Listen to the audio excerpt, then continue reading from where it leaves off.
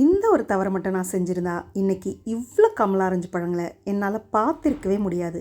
காஞ்சி போன ஒரு செடி, 3 வருஷ காத்திருப்பு, இன்றைக்கி மனசை நிறைக்கிற ஒரு அறுவடை. மழை சாரல் நல்லா ஆரம்பிச்சிருச்சு. இந்த கமலா ஆரஞ்சு செடிக்குன்னு ஒரு கதை உண்டு. அந்த கதையை இன்றைக்கி பார்க்கலாமா? ஆக்சுவலாக இவங்க தான் ஃபஸ்ட்டு நான் வாங்கும் பொழுது இருந்த ஒரு கிளை. இவங்க வாங்கி கொஞ்ச நாளில் அப்படியே காஞ்சிட்டாங்க. காஞ்சதுக்கப்புறம் எனக்கு என்ன பண்ணுறதுனே தெரியல. என்ன பண்ணுறது, இதை எடுத்துடலாமான்னு யோசிச்சுட்டு இருக்கும்போது இந்த மாதிரி ஒரு குட்டியாக இதோ இங்கே வந்தாங்க. ஸோ இவங்க காஞ்சதுக்கப்புறம் இங்கேருந்து ஒரு தளிர் வந்துச்சு.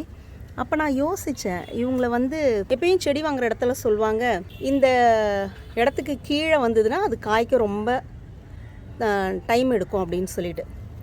அதனால் இது என்ன பண்ணுறதுன்னு யோசிக்கும்போது சரி இதை கட் பண்ணிடுவோம், கட் பண்ணிவிட்டு இவங்க எப்படி வராங்கன்னு பார்க்கலாம் அப்படின்னு சொல்லி யோசிச்சுட்டு இருக்கும் பொழுது தளிர் தான் இவ்வளோ பெரிய ஒரு பிளான்ட்டாக மாறினாங்க. ஆனால் இவங்க கிட்டே இருந்து ஒரு பூ கூட வரவே இல்லை. கிட்டத்தட்ட ஒரு 3 இயர்ஸ் ஆயிடுச்சு. 3 இயர்ஸ் ஆனோடனே என்னடா இது ஒரு பூ வரல, காய்க்கலையே அப்படின்னு யோசிச்சுட்டு இருக்கும்போது என்னோடய ஹஸ்பண்ட் சொன்னாங்க, வெட்டிடுவோமா, எதுக்கு இது ரொம்ப வளர்ந்துக்கிட்டே போகுது, ஆனால் இது காயே கொடுக்கவே இல்லையே, பூ பூக்கவே இல்லையே அப்படின்னு சொல்லும்பொழுது எனக்கு மனசுக்கு ரொம்ப கஷ்டமாயிடுச்சு. நான் இவங்ககிட்ட பேசினேன், செடி எடுத்துடலாமான்னு கேட்குறாங்க, நீங்கள் கொஞ்சம் பூத்து காய்ங்களே அப்படின்னு சொல்லி ஒரு 2 டேஸில் பார்த்தா ஒரு 4-5 பூ தான் இருந்த மாதிரி இருந்தது. ஆனால் என் ஹஸ்பண்ட்டை நான் ஷேர் பண்ணலை. சரி கொஞ்சம் இது காயம், ஏன்னா பூ சம்டைம்ஸ் கொட்டிடும் இல்லையா, கொஞ்சம் காயம் மாறினதுக்கப்புறம் இதை பற்றி ஹஸ்பண்ட் கிட்ட ஷேர் பண்ணலாம் அப்படின்னு நினைக்கிறதுக்குள்ளே அவ்வளோ பூ அவ்வளோ காய் ஒரு 15-20 டேஸே குட்டி குட்டியாக வர ஆரம்பித்தாங்க. என் ஹஸ்பண்ட் கண்டுபிடிச்சிட்டாங்க, பாரு இந்த செடி எடுத்துடலான்னு சொன்னோடனே இவ்வளோ பூ பூத்து காய் காய்ச்சிருக்கு அப்படின்னு சொல்லிட்டு.